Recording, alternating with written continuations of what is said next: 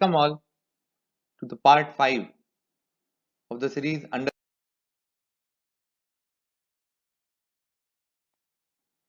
Now coming to the definition of business as given in section 2 clause 17 of CGST Act. Here we can see that the definition of business starts with the term business includes, and after that various subclauses have been given from A to I, which covers various activities, various transactions which have been held to be business according to the definition given in section 2 clause 17. So starting with section 2 clause 17 subclause A, which says business includes. So first thing which I have to see is that is an inclusive definition. Secondly, it says any trade, commerce, manufacture, profession, vocation, adventure, vigor or any other similar activity whether or not it is for a pecuniary benefit. तो हम पहला अपना discussion जो है वो 217A में ये जो टर्म्स दे रखे हैं trade, commerce, manufacture, profession, vocation, adventure, wager और द टर्म बिजनेस इटसेल्फ, इस पे हम अपना डिस्कशन चालू करते हैं कि पहले तो मैं बिजनेस की डेफिनेशन समझूं, उससे पहले ये तो देखूं कि इन टर्म्स का मीनिंग क्या है। ये सब जो एक जैसे दिखने वाले टर्म्स हैं जिसमें बिजनेस है, ट्रेड है, कॉमर्स है, मैन्युफैक्चर है, क्या इन टर्म्स का स्कोप अलग अलग है? इन टर्म्स का इनहेरेंट मीनिंग जो इनका जेनरिक मीनिंग है वो क्या है? प्रोफेशन और vocation, how a profession is different from a vocation. हम बोलते हैं but how the term profession is different from vocation. What is meant by adventure and how it is different from a trade or a commerce. What is meant by vigor? Whether future and forward contracts are falls in the definition of vigor. How an activity in connection with or incidental or ancillary to above activities has been included in the definition of business. So before discussing these aspects, let's discuss what is meant by these terms, because whatever we discuss would be revolving around these terms only.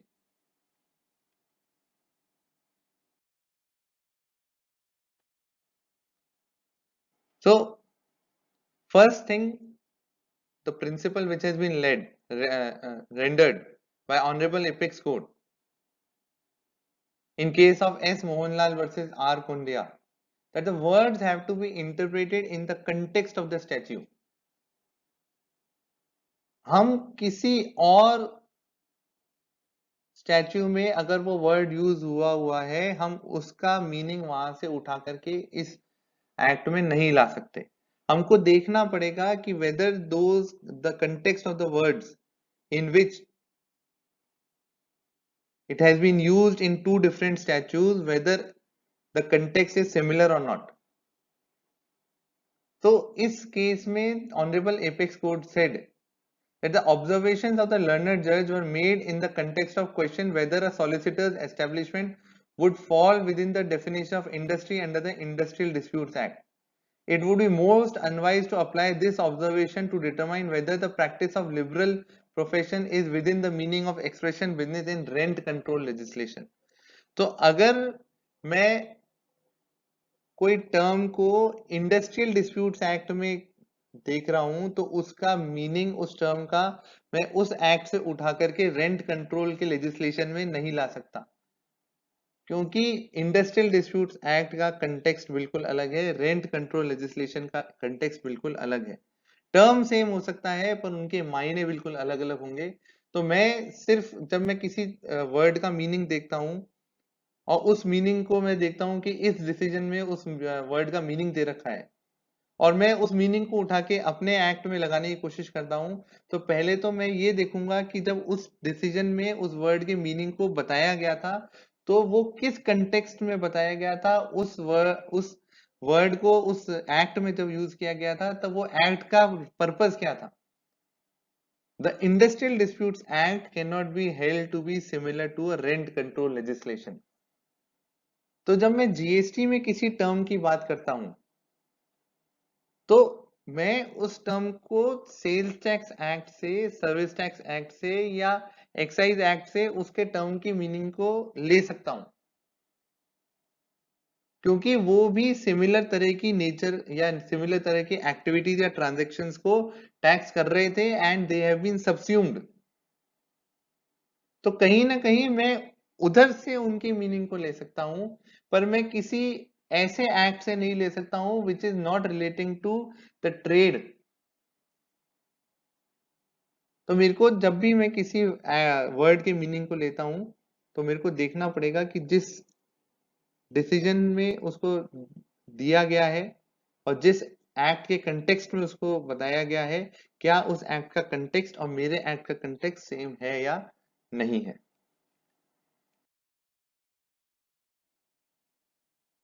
अब पहली चीज कि business की definition जो है वो inclusive definition है। तो what is meant bye inclusive definition? तो जो हमने पहले वाले अपने पार्ट्स में भी डिस्कस किया है और इसमें भी देखें तो ऑनरेबल एपेक्स कोर्ट ने बोला है the word includes when used enlarges the meaning of the expression defined so as to comprehend not only such things as they signify according to their natural import but also those things which the clause declares that they shall include। तो अगर मेरी definition business की बोलती है business includes, तो पहली बात तो जब वो बिजनेस इंक्लूड्स की बात कर रही है तो बिजनेस जो वर्ड है उसका नेचुरल मीनिंग तो बिजनेस से अपने आप ही निकल के आएगा, और उसके आगे जो इंक्लूड्स के आगे जो ए से लेके आई तक अलग अलग एक्टिविटीज और ट्रांजेक्शन दे रखे हैं, वो लॉ ने बोला है कि वो चाहे उसके नेचुरल मीनिंग में शामिल थे या नहीं थे, पर हमारे अकॉर्डिंग ये भी इसमें शामिल होंगे। तो जब मैं बिजनेस की डेफिनेशन समझता हूं तो मेरे को दो पार्ट में समझना पड़ेगा। पहला तो the definition says business includes, तो what is the natural meaning of business? तो पहली तो नेचुरल मीनिंग ऑफ बिजनेस समझना पड़ेगा, और उसके बाद जो इंक्लूड्स में इंक्लूड्स लगा के ए से लेके आई तक अलग अलग एक्टिविटीज और ट्रांजेक्शन दे रखे हैं, वो बिजनेस में इसलिए फॉल कर रहे हैं कि लेजिस्लेचर चाहता था कि वो ट्रांजेक्शन भी बिजनेस में फॉल करे। हो सकता है उनमें से कुछ पहले से ही बिजनेस में फॉल कर रहे थे, और हो सकता है कुछ उसमें इसलिए फॉल कर रहे हैं क्योंकि लेजिस्लेचर ने अपना इंटेंशन क्लियर किया है। तो फॉर स्टार्टिंग पहले मेरे को बिजनेस के टर्म को समझना पड़ेगा कि बिजनेस के मीनिंग का नेचुरल मीनिंग क्या है।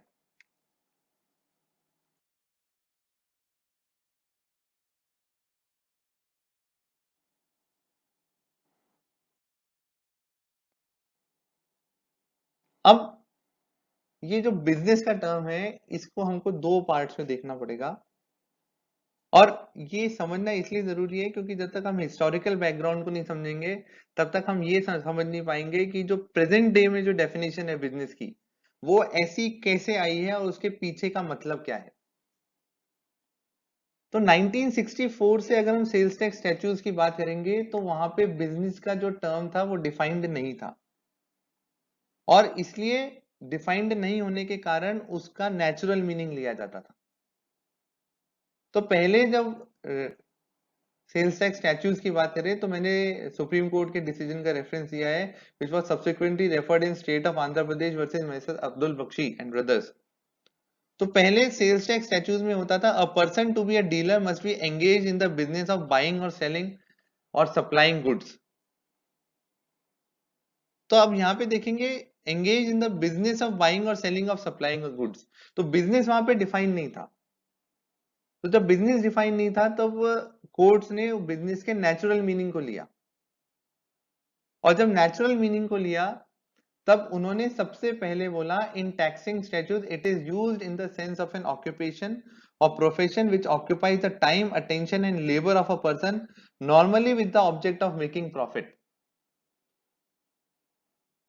तो पहली चीज जो आई कि वो बिजनेस एक ऐसी चीज है विच is being used in taxing statutes for referring an occupation or profession जो उस पर्सन का टाइम भी यूज करता है, अटेंशन भी यूज करता है और लेबर भी यूज करता है, और उसके साथ में normally with the object of making profit.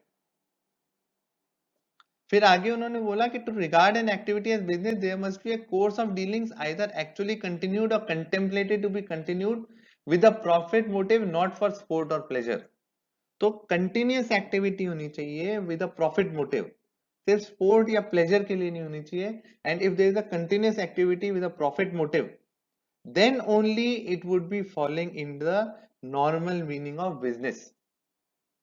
And while concluding, they say Honorable Apex Court said whether a person carries on business in particular commodity must depend upon the volume, frequency, continuity and regularity of the transactions of purchase and sale in a class of goods, and the transaction must ordinarily be entered with the profit motive. तो दो condition कर दी कि there should be volume, frequency, continuity and regularity of transaction, and there should be a profit motive. तो जब तक ये दोनों कंडीशन पूरी नहीं होगी तब तक हम नहीं मानेंगे कि वो बिजनेस में फॉल करेगा।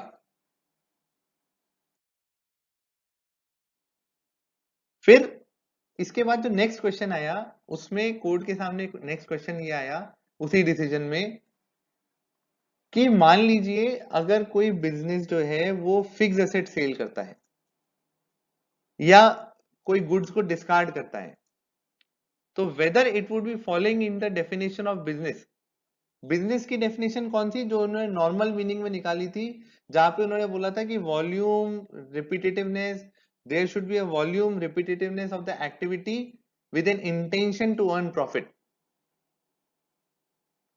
तो अब उन्होंने बोला कि where a person comes to own in the course of business manufacturing और selling a commodity, some other commodity which is not a byproduct or subsidiary product of that business, कि by product या subsidy product के अलावा कोई commodity अगर वो बेचते हैं और उसके साथ वो दिखाता है कि उसका उस प्रोडक्ट में बिजनेस का इंटेंशन नहीं है। बिजनेस का इंटेंशन मतलब वो उसको रेगुलरली नहीं बेच रहा है, ना उसका वॉल्यूम है उस कमोडिटी में, ना उसका इंटेंशन है कि he has to earn profit. तो अगर वो ये सब चीज प्रूव कर देता है तो इन दैट केस ये माना जाएगा कि वो फिक्स एसेट या जो डिस्कार्डेड एसेट उसने बेचे हैं, these are not falling under the activity or transaction covering under the term business। तो जो 1964 से पहले की जो डेफिनेशन थी उसमें उन्होंने बिजनेस में वो एक्टिविटी मानी जहां पे वॉल्यूम भी है, जहां पे रिपीटेटिवनेस भी है, जहां पे रिकरेंस ऑफ एक्टिविटी है of selling and purchasing of that particular commodity, पर along with the profit motive। और इस कारण से अगर मैं अपने बिजनेस की फिक्स एसेट कोई बेच रहा था या कोई स्क्रैप आइटम बेच रहा था जिसको मैं रेगुलरली नहीं बेचता हूं, तो उन्होंने बोला कि it would not be following under the term और एक्टिविटी ऑफ बिजनेस।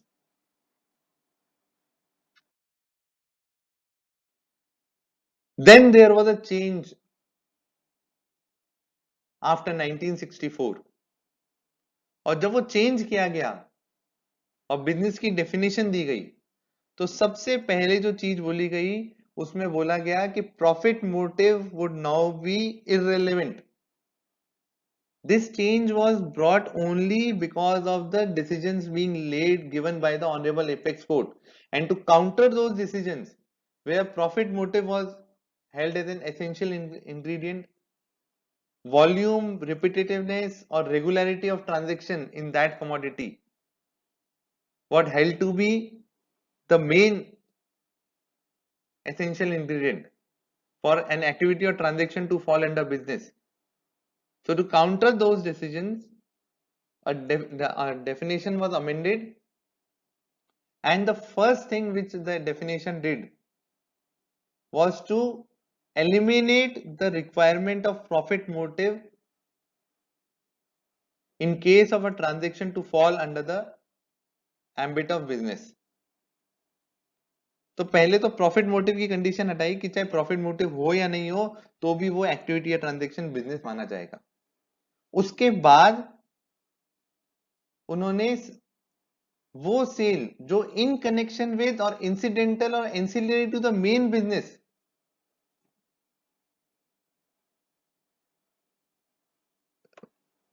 के कारण हो रही थी उसको भी बिजनेस की डेफिनेशन में शामिल किया।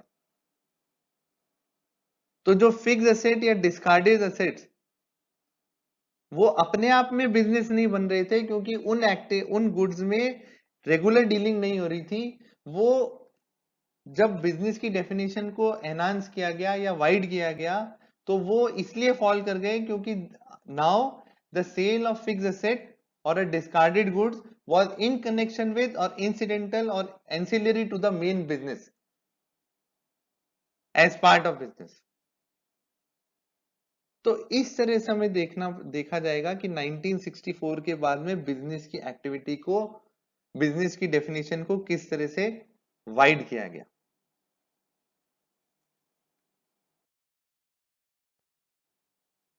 तो ये तो था हमारा हिस्टोरिकल डेवलपमेंट कि बिजनेस की डेफिनेशन आज की जो हम देखते हैं जहां पे हम देखेंगे कि इंसिडेंटल और ancillary activity to the main business भी अब बिजनेस में फॉल करता है।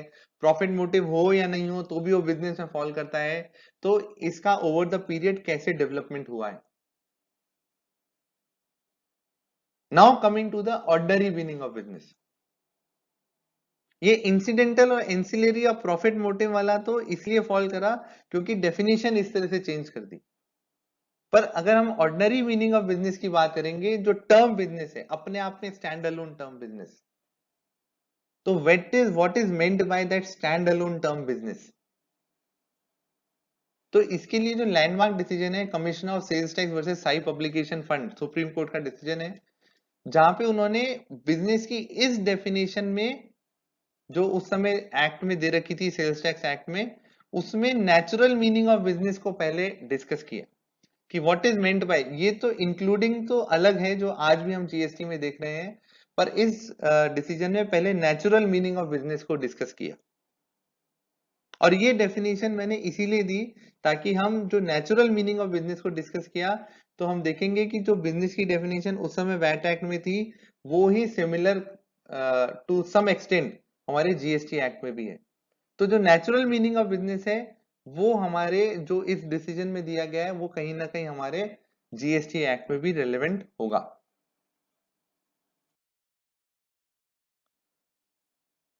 तो सबसे पहले उन्होंने बोला कि the definition of business in section 2D and in most of the sales tax is an inclusive definition जो हमारे जीएसटी में भी है एंड इंक्लूड ट्रेड और बिजनेस ऑफ मैन्युफैक्चर एक्सेट्रा जो हमारे जीएसटी में भी है। फिर उन्होंने एक बहुत इंपॉर्टेंट ऑब्जर्वेशन दिया this itself shows that the legislature has recognised that the word business is wider than the words trade commerce और मैन्युफैक्चर। मतलब जब मैं बोलता हूं कि business includes trade commerce manufacture profession vocation तो इसका मतलब है बिजनेस वर्ड जो है इन सबको अपने आप के एम्बिट में लेता है। फिर उन्होंने state of Andhra Pradesh versus H Abdul बाकी एंड ब्रदर्स वाले डिसीजन को रेफर किया जो हमने ऑलरेडी डिस्कस कर लिया जहां पे उन्होंने बोला है कि वॉल्यूम होना चाहिए, रेगुलरिटी होनी चाहिए टू फॉर एन ट्रांजेक्शन और activity to fall under the term business. फिर उन्होंने बोला कि even if such profit motive is statutorily excluded from the definition of business yet the person could be doing business। तो अगर हम business के natural meaning को देखेंगे तो नेचुरल मीनिंग में तो बिजनेस के नेचुरल मीनिंग में तो प्रॉफिट मोटिव आएगा ही आएगा। स्टैट्यूटरीली चाहे आप उस प्रॉफिट मोटिव को एक्सक्लूड कर दीजिए through a specific insertion in the definition, पर अगर मैं नेचुरल मीनिंग की बात करूंगा तो any activity which occupies time attention and labour of a person with a profit motive and there are a regular course of dealings either actually continued or contemporary to continued and which are not for sport or pleasure then only that activity or transaction would be falling under the natural meaning of business. फिर इस decision में आगे बताया गया कि whether a person carries on a business in particular commodity must depend on the volume, frequency, continuity and regularity of the transaction of purchase and sale in a class of goods and the transaction must ordinary be entered into a profit motive. तो अगर मैं natural meaning की बात करूं तो the natural meaning of business comes wherein a person carries in a particular commodity regular dealings, the volume is high, the frequency is high, there is a continuity of transactions, and there is a profit motive. This is the natural meaning of business. और इस natural meaning of business जिसमें profit motive शामिल है उसमें से स्टैट्यूटरीली profit motive हटाया गया है। अगर नहीं हटाते तो जहां पे भी प्रॉफिट मोटिव के बिना कोई ट्रांजैक्शन या एक्टिविटी करी गई तो वो जीएसटी एक्ट में बिजनेस में फॉल नहीं करती।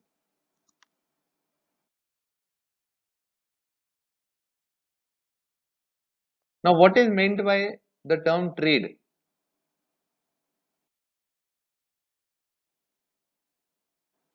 तो state of Punjab versus Bajaj electricals के केस में ट्रेड के मीनिंग को बताया गया था और ऑनरेबल एपेक्स कोर्ट ने बोला कि trade in its primary meaning is the exchanging of goods और गुड्स फॉर मनी। मतलब मैंने कोई गुड्स दिए उसके अगेंस्ट में मेरे को गुड्स मिले, दैट इज ट्रेड, या गुड्स दिए उसके अगेंस्ट में मेरे को मनी मिला, that is trade. Secondly, in its secondary meaning it is repeated activity in the nature of business carried on with a profit motive। तो यहां पे भी उन्होंने बोला कि repeated activity carried on with a profit motive would be falling under the scope of trade, and most importantly any activity or transaction falling under trade is distinguished from the liberal arts or learned professions or agriculture। मतलब trade अपने आप में profession को cover नहीं करता, it does not cover agriculture. So primarily trade is exchange of goods or service against goods or against money with a profit motive, but it does not include profession and agriculture। इसी तरह से दूसरा decision Khoday distilleries limited versus state of Karnataka, वहां पे भी इसी चीज को एम्फेसाइज किया गया कि there is no doubt that the word business is more comprehensive than the word trade, since business includes manufacture but trade may not include manufacture, and secondly primary meaning of the trade is the exchange of goods or goods for money। इसके बाद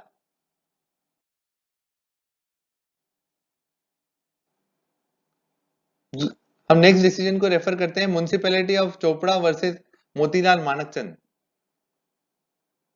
तो वहां पे उन्होंने बोला the connotation of trade is not only limited to an occupation which primarily concerned itself with sale and purchase of goods, pursuit of skilled employment with a view to earn profit, such employment not being in the nature of learned professions or agriculture must be regarded as engaging in trade। तो यहाँ पे उन्होंने बोला कि भाई trade का मतलब सिर्फ एक्सचेंज ऑफ गुड्स नहीं है। अगर आप किसी तरह का स्किल्ड एम्प्लॉयमेंट कर रहे हैं विच is not following under the ambit of profession, still it is a trade.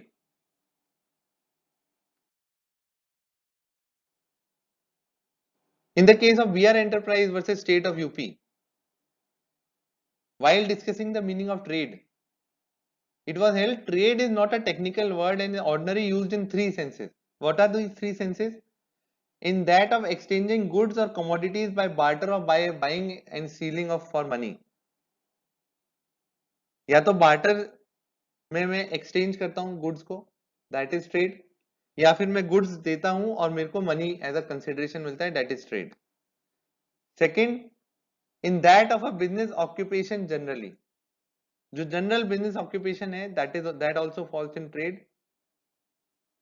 in that of a mechanical employment in contradistinction to learned professions, agriculture or the liberal arts.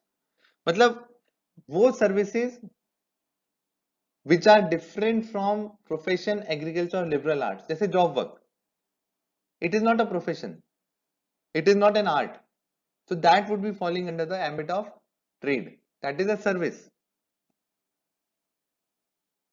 A service which is not a profession would also be falling under the definition of ambit of trade. So concluding what is meant by trade, it is exchanging of goods or services against goods or services or against money, but it does not cover profession, agriculture and liberal arts.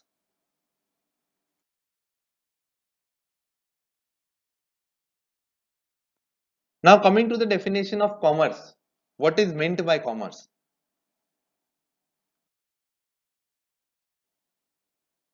In the case of Chairman MP Electricity Board versus Shiv Narayan, Honorable Apex Court, while deciding the case, referred to the meaning of commerce. And what they said is, the word commerce is a derivative of the word commercial. The word commercial originates from the word commerce, which has been defined in Black Law Dictionary. And how the term has been defined in Black Law Dictionary, the exchange of goods, productions or property of any kind, the buying, selling and exchanging of articles. तो अगर हम इस meaning को definition को देखते हैं तो it says exchange of goods, productions और प्रॉपर्टी ऑफ एनी काइंड. तो यहाँ पे तो लगता है कि ये तो वही डेफिनेशन है ट्रेड की है, exchange of goods, services, against goods, against money and services which are not falling under the ambit of profession or agriculture. तो अब ट्रेड और कॉमर्स में फिर डिफरेंस क्या हुआ? तो हम जब आगे चलते हैं डिसीजन में तो फिर उन्होंने बोला कि commerce is much wider activity. How it is much wider activity? It not only includes purchase and sale and exchange of commodities, but also the instrumentalities and agencies by which it is promoted and the means and appliances by which it is carried on, and transportation of persons as well as goods by both land and sea. तो जहां पे trade जो है सिर्फ purchase sale तक limited हो जाता था, the term commerce includes all activities including purchase and sale and warehousing, transportation and all activities which are required to complete a transaction. तो ट्रेड की बात करूं तो सिर्फ परचेज सेल होता है या प्रोविजन ऑफ सर्विस होता है, पर मैं अगर कॉमर्स की बात करता हूं तो इसमें परचेज सेल या प्रोविजन ऑफ सर्विस तो है, प्लस वो सारी एक्टिविटीज और ट्रांजेक्शन जो उस परचेज सेल या प्रोविजन ऑफ सर्विस को मेरे को कंप्लीट करने के लिए चाहिए, वो भी कॉमर्स में शामिल होंगे. तो commerce is a much wider term than a trade, क्योंकि ट्रेड परचेज सेल है and commerce somewhere down the line says entire, somewhere down the line covers the entire activity or transaction required to complete that transaction.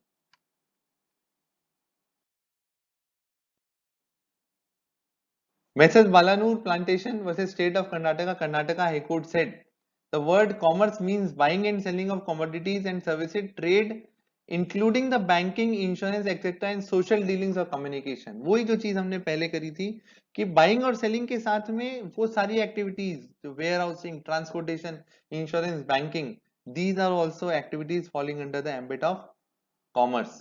फिर आगे जो चीज बोलते हैं, the word trade and commerce are usually used together. मतलब दोनों आप देखेंगे तो हर जगह हमको साथ में ही दिखेंगे. आप वैट एक्ट में से बिजनेस की डेफिनेशन निकाल लें या जीएसटी एक्ट में निकालें तो ट्रेड एंड कॉमर्स साथ में है. In common parlance, the word commerce means carrying of any trade, business of profession, sale or exchange of goods of any type whatsoever, and also includes the running with a view to make profit. Thus, the word commerce is a term of largest import. Concise Law Dictionary by P. Ramanath Iyer. शायद this is the final word अगर हम बोल सकते हैं कि it properly summarizes what is the difference between trade and commerce. And it says the court does not feel at all embarrassed by the use of words trade or commerce. The word commerce is undoubtedly in its usual sense a larger word than trade, in its usual sense. Sometimes commerce is used to embrace less than trade, and sometimes trade is used to embrace as much as commerce. तो दोनों interchangeably use होते हैं, पर commerce जो है कई जगह trade की तरह, ट्रेड की जगह यूज होता है, and sometimes trade is use to embrace as much as commerce. तो ट्रेड और कॉमर्स में हालांकि डिस्टिंक्शन बहुत कम है, टर्म स्कोप ऑफ टर्म्स में इंटरचेंजेबली यूज किया जाता है एक्ट में, पर फिर भी हम बोल सकते हैं कि trade is much smaller as compare to the commerce, since trade is restricted to buying and selling or exchanging of goods or services against goods and money, goods, services or money, and commerce covers in its ambit entire activities or transactions required for fulfilling or completing the transaction. Now coming to the meaning of manufacture. What is meant by manufacture? This term has been defined under section 2 clause 72 of CGST Act, and it says processing of raw material or inputs in any manner that results in emergence of a new product having a distinct name, character and use. मतलब there should be an emergence of new product which has a distinct name, which has a distinct character and which has a different use. तो ये चार condition जब पूरी होंगी, new product, distinct name, character and use, तो वो activity, वो उस प्रोसेसिंग को मैन्युफैक्चर माना जाएगा. मतलब अगर मैंने कोई प्रोसेसिंग करी और उससे कोई नया प्रोडक्ट मिला जिसका नाम अलग है, जिसका कैरेक्टर अलग है, जिसका यूज अलग है पुरानी वाले रॉ मटेरियल से, तो दैट वुड बी मैन्युफैक्चर. पर अगर मैंने कोई प्रोसेसिंग करी जिससे कोई नया प्रोडक्ट निकला पर उसका नाम, कैरेक्टर, यूज सब सेम है रॉ मटेरियल की तरह, तो फिर उसको मैन्युफैक्चर नहीं माना जाएगा. तो चारों condition for any processing of raw material to be held as manufacture, there should be emergence of new product, there should be a distinct name, there should be a distinct character and there should be a distinct use of the new product. ये सब पूरे होंगे तब manufacture माना जाएगा, and the term manufacturer should be construed accordingly. मतलब जो जना ये काम कर रहा है, that person would be held as a manufacturer. With this, we conclude our today's part wherein we have discussed the historical development of the term business in various sales tax act pre 1964 and post 1964. Firstly, secondly, how profit motive has been sought to be excluded for an activity or transaction to be falling under the term business in the various acts. How any incidental or ancillary transaction has been included within the ambit of business. Subsequently, we have discussed the natural meanings of the term business, trade and commerce, and the statutory meaning of manufacture as given in section 2 clause 72 of CGST Act. पर अभी तक हमारे सारे terms discussion पूरा नहीं हुआ है. अभी हमको meaning of profession, vocation, adventure और विगर, ये चार टर्म्स पे डिस्कशन बाकी है. And once we discuss the meanings of these four terms, then only we will be able to move ahead and discuss about how business has been defined under CGST Act. इस part में तो हमने natural meaning of business discuss किया है, जहां पे courts ने बोला था कि for natural meaning there should be volume, there should be repetitiveness, there should be regularity, there should be profit motive. पर ये तो नेचुरल मीनिंग है. स्टैट्यूटरी मीनिंग अलग दिया गया है, जिसमें नेचुरल मीनिंग के अलावा और ट्रांजेक्शन दिए गए हैं जो ऑल्सो नेचुरल मीनिंग में फॉल नहीं कर रहे, पर स्टैट्यूटरीली उनको बोला गया है कि वो फॉल करेंगे. That's why an inclusive definition of business has been given under CGST act. तो हम इसको पार्ट 6 में कवर करेंगे, and we hope that you all would be there in this journey of understanding goods and services tax. We are trying to bring in a detailed and an exhaustive study on the subject. It is only an effort since it is a vast subject, and covering the entire ambit of the subject is an effort from us. How far we are able to achieve it, we would only be able to know once we complete the entire subject. पर जैसा हमने बोला कि it's a long journey, GST is here to stay, and we would be bringing our updates only when we are satisfied that a particular level has been achieved for its quality, for its deliberation, for its coverage. So with this discussion, we end today's part and hope to see you next time.